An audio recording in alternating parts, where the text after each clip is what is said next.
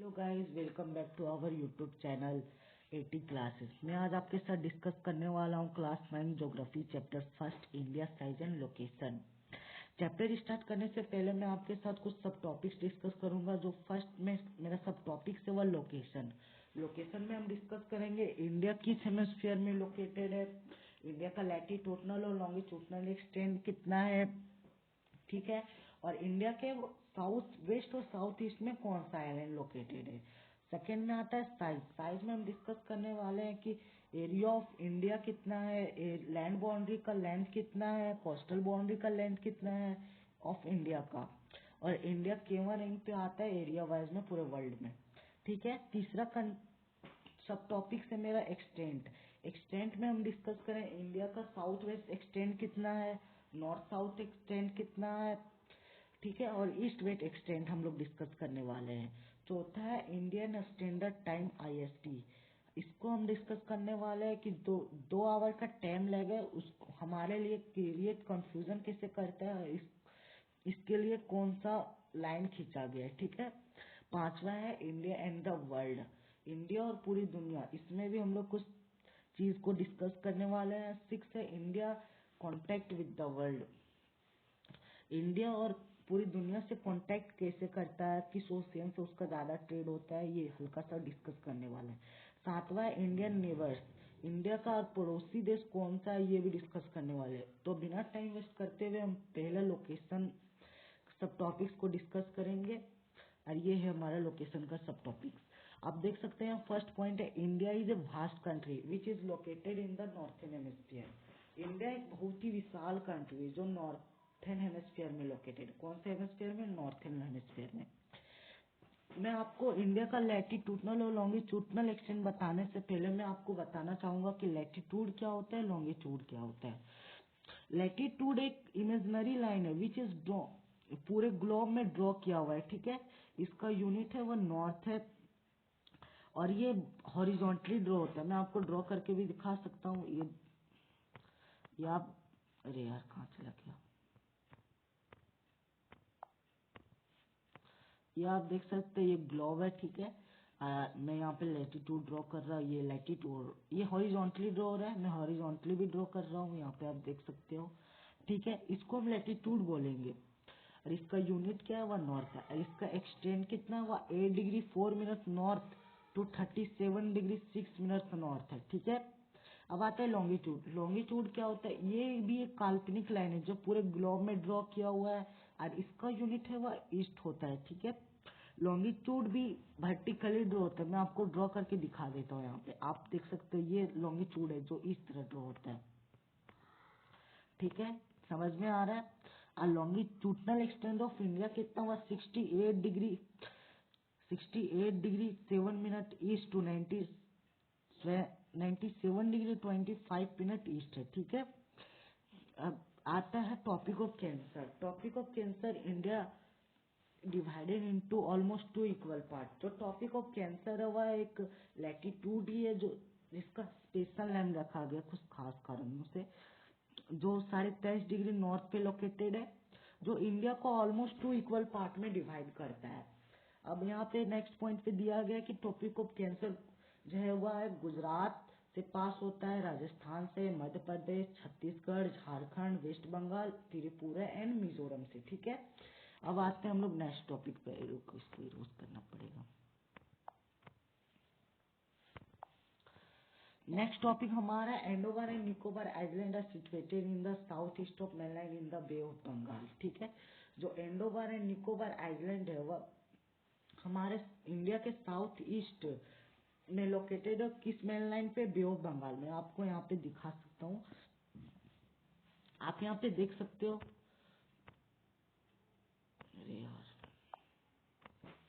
आप यहाँ पे देख सकते हैं ये है एंडोवर निकोबार आइलैंड जो इंडिया के साउथ ईस्ट में लोकेटेड है, ठीक है। और ये किस मेनलैंड पे लोकेटेड है, बे ऑफ बंगाल पे। और फिर है नेक्स्ट लक्षद्वीप। लक्षद्वीप है या यहाँ पे लोकेटेड है, ये देख सकते हो आप, ये साउथ वेस्ट में इंडिया के लोकेटेड है, और ये अरबियन सी मेनलैंड पे लोकेटेड है। कौन से? अरबियन सी पे, ठीक है। इसको मिटाना पड़ेगा। अब आते हैं नेक्स्ट पॉइंट पे। लक्षद्वीप मैंने बता दिया।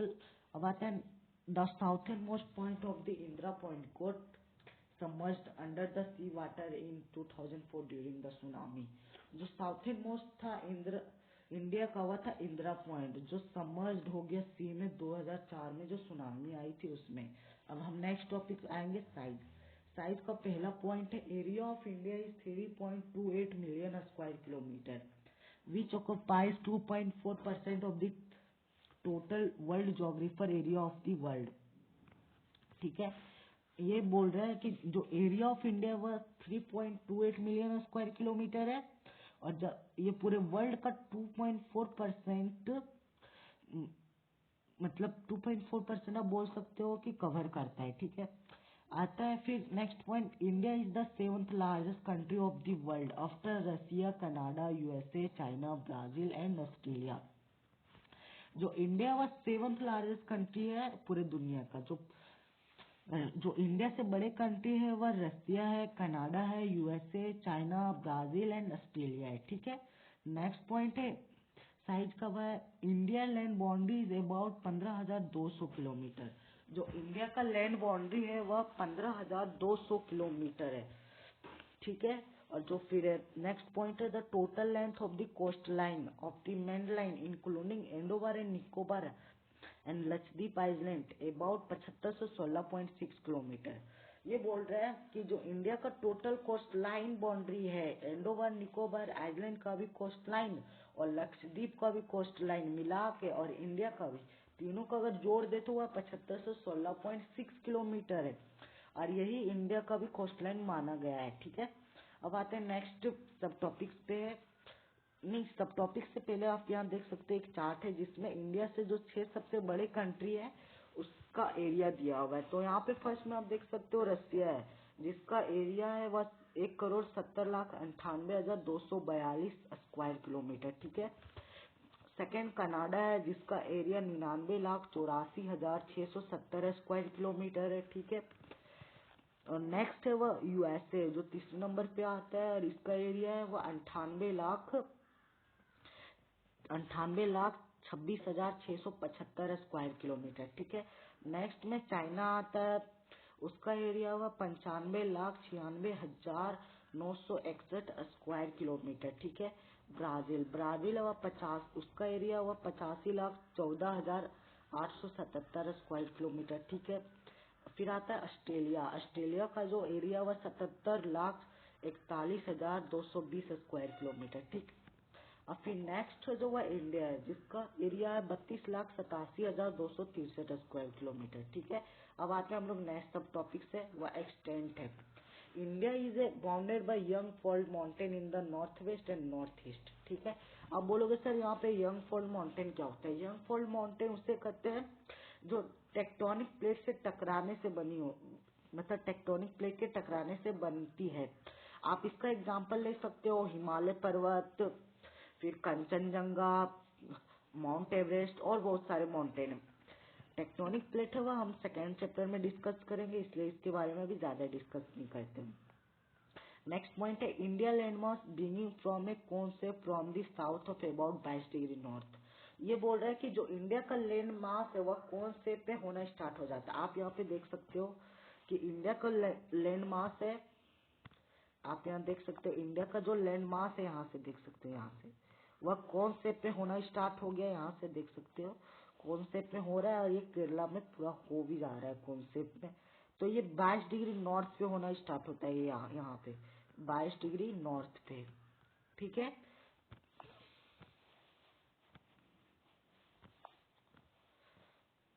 तो हमारा नेक्स्ट पॉइंट है वह the latitudinal and longitudinal extent of mainland is about 30 degree. ये बोल रहे हैं कि जो लैटिट्यूडनल एंड लॉन्गिट्यूडनल एक्सटेंट है इंडिया मेनलैंड का वह है 30 डिग्री। ठीक है, नेक्स्ट पॉइंट है हमारा the distance of north south is 3214 kilometre and east west distance is 2933 kilometre.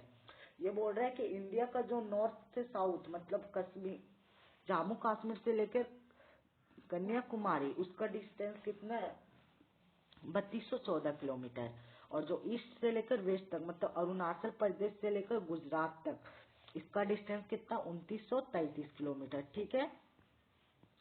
अब आते हैं next sub topic Indian standard time IST। There is a time lag of almost 2 hours between Gujarat in the west and Arunachal Pradesh in the east. आपको मैं एक question देता हूँ, आपको बताना है कि इंडिया का किस जगह पे सबसे पहले सूरज उगता है, ठीक है। तो अब बाद में उसको डिस्कस करेंगे, सबसे पहले हम ये पॉइंट को समझने की कोशिश करते हैं। जो इंडिया का लैंड मास, जो इंडिया देख सकते हो आप, अरुणाचल प्रदेश ईस्ट के साइड में है और जो गुजरात है वह पूरे वेस्ट के साइड में है, ठीक है। जो यहाँ से टाइम लैग आवर है वह 2 घंटे का है। कितने घंटे का? 2 घंटे। अगर इतनी सी छोटी कंट्री में इतने घंटे मतलब 2 घंटे का है, इतनी सी छोटी कंट्री में इतनी बड़ी टाइम लैग रही, तो आदमी तो मतलब यहाँ के जो लोग हैं वो तो कंफ्यूजन क्रिएट होगा।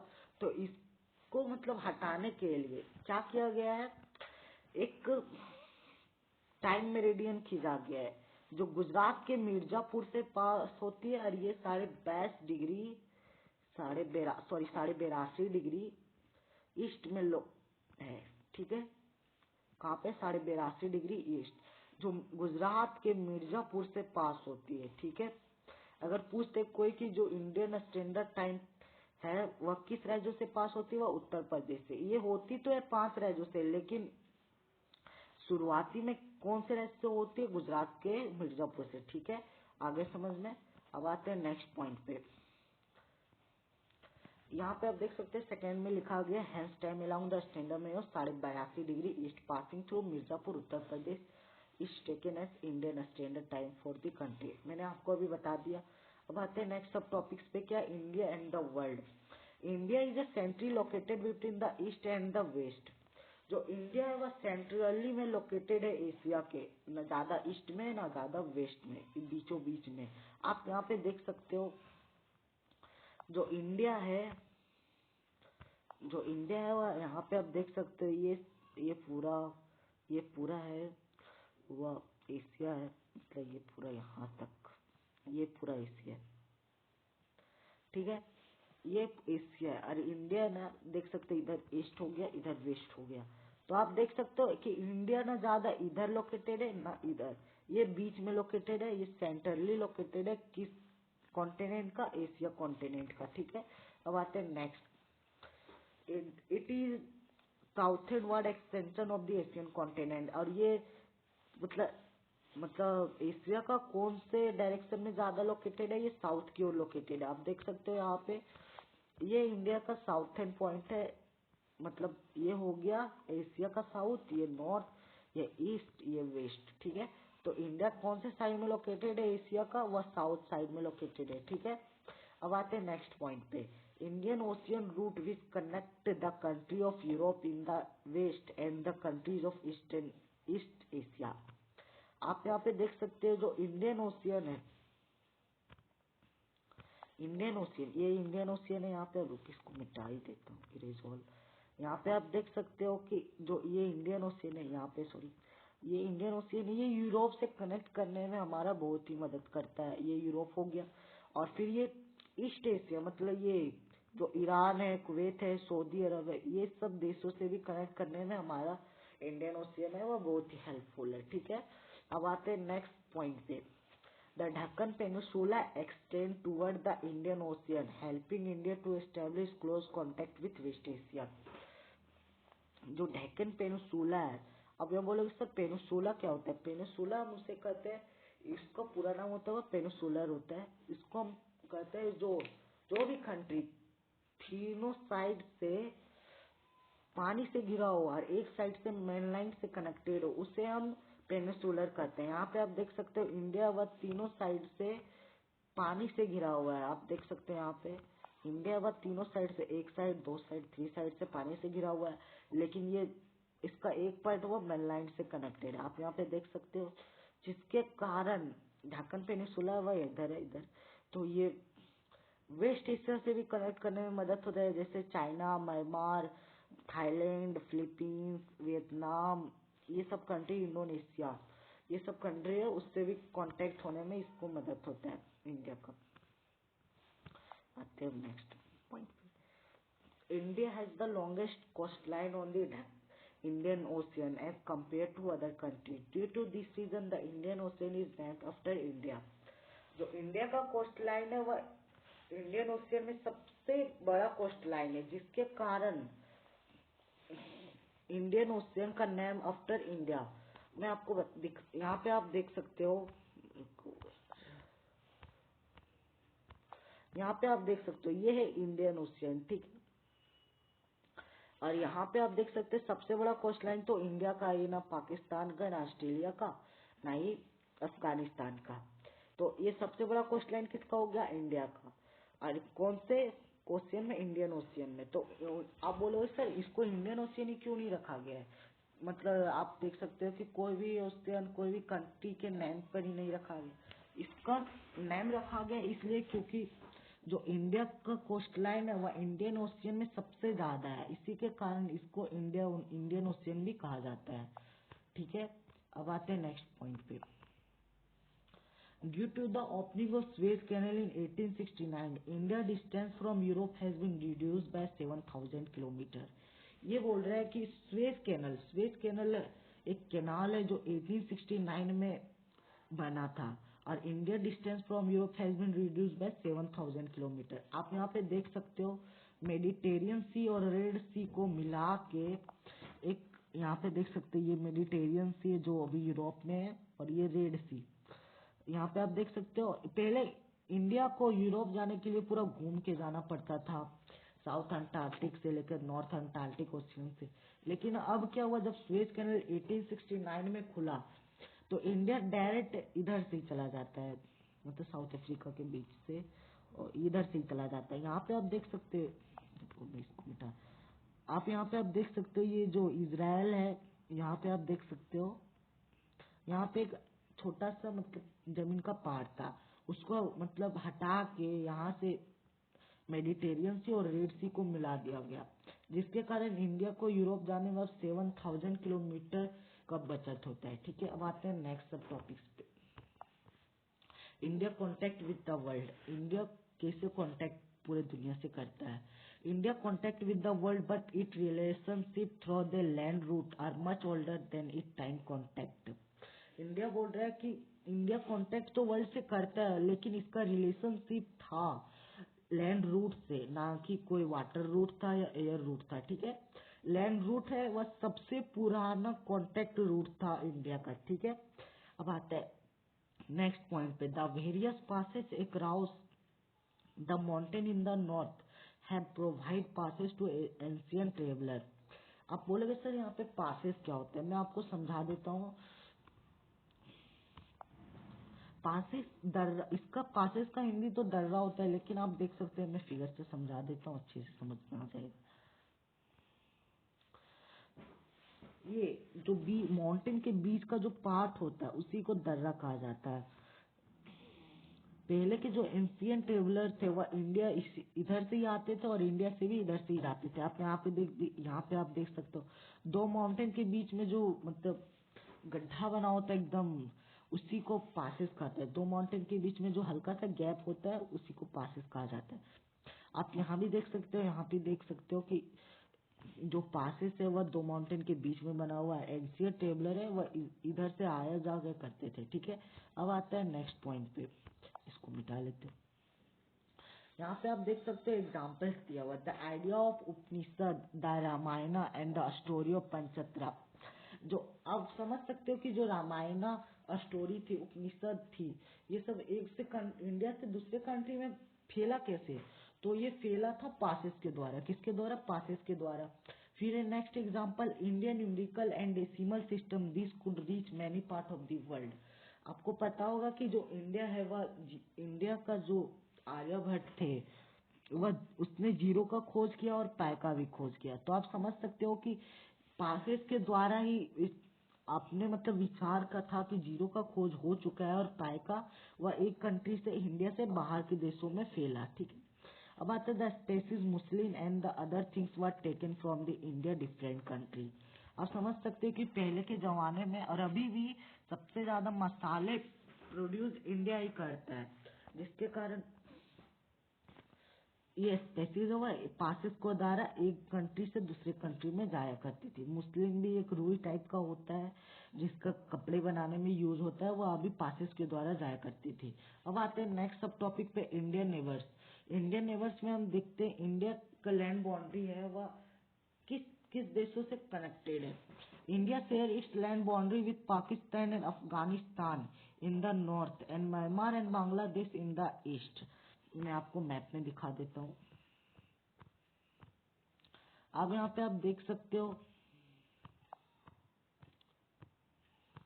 जो इंडिया है वह नॉर्थ वेस्ट के साइड में किस किस कंट्री से बाउंड्री टच कर रहा है, अपना पाकिस्तान है, अफगानिस्तान है। अफगानिस्तान है वह बहुत ही कम करता है, वह 106 किलोमीटर बस उतनी ही लेंथ है। वह सबसे कोई पूछ दे कि इंडिया का कौन ऐसा देश है जो सबसे कम लैंड बाउंड्री टच करते हैं, तो आपको बताना है अफगानिस्तान। अगर कोई पूछ दे कि सबसे ज्यादा कौन करता है, तो आपको बताना है बांग्लादेश। कौन करता है? बांग्लादेश। ठीक है। अब आता है इधर, आप यहाँ पे देख सकते हो कि जो नॉर्थ और नॉर्थ ईस्ट के साइड कौन सा कंट्री है, वह चाइना है, नेपाल है, भूटान तो ईस्ट के साइड में आ जाता है। बस चाइना और नेपाल है वह नॉर्थ और नॉर्थ ईस्ट के साइड में कनेक्टेड करते हैं इंडिया का लैंड बाउंड्री से। लेकिन जो ईस्ट के साइड में वह भूटान है, बांग्लादेश है, म्यांमार है। म्यांमार का पुराना नाम बर्मा भी है। ठीक है। अब बस इतने ही कंट्री और जो इंडिया है वह 7 कंट्री से अपना लैंड बाउंड्री शेयर करता है। कितने कंट्री से? 7। ठीक है। अब आते हैं नेक्स्ट पॉइंट पे।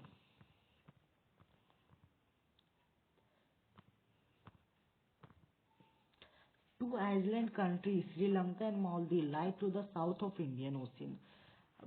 जो 2 आइलैंड कंट्री, कितने? 2 आइलैंड कंट्री अगर आपको कोई पूछता है तो आपको नाम लेना है श्रीलंका एंड मालदीव का। ठीक है। जो इंडियन ओशियन में लाइज करते हैं और ये इंडिया के साउथ में लोकेटेड है। कौन से साइड में? साउथ के। ठीक है। अब आता है next point, India and Sri Lanka separated by a narrow channel of sea form by the Palk strait and gulf of Mannar. मैं आपको यहाँ पे फिगर में समझा देता हूँ। आप यहाँ पे देख सकते हो जो श्रीलंका और इंडिया वह gulf of Mannar and Palk street के द्वारा एक नैरो चैनल है, उसके द्वारा दोनों सेपरेट होते हैं। यहाँ पे आप देख सकते हैं ये है ना, ये इसी को गल्फ ऑफ मन्नार कहा जाता है और इसी को पाल्क ऑफ स्ट्रीट भी कहा जाता है। यहाँ पे आप देख सकते हैं नैरो चैनल है एक यहाँ पे। ठीक है।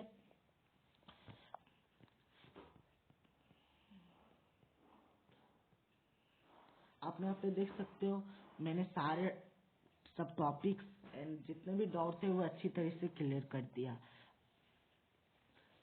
आप अगर वीडियो पसंद आए तो आप मेरे वीडियो को लाइक कर सकते हो और मेरे चैनल को सब्सक्राइब कर सकते हो। Thanks for watching.